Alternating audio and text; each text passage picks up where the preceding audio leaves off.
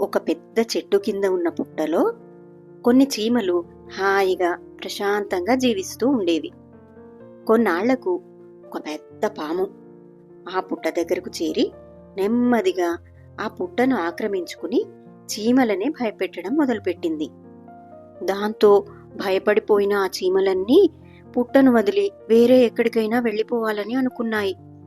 కానీ అందులో ఒక చీమ మాత్రం, మనందరం ఒకరికొకరం సహాయం చేసుకుంటే ఈ సమస్యను అధిగమించగలం అని చెప్పింది. అందుకు ఒప్పుకొని చీమలన్నీ ఒకచోట చేరి పామును చంపడానికి పథకం వేశాయి. చీమలన్నీ కలిసి ఒక్కసారిగా పాము మీదికి చేరి ఒంటి నిండా కుట్టి నోట్లోకి పోయి గొంతులో కూడా చేరి దాన్ని చంపేశాయి. చిన్న చీమలన్నీ చేరి వాటి సమస్యను అలా పరిష్కరించుకున్నాయి.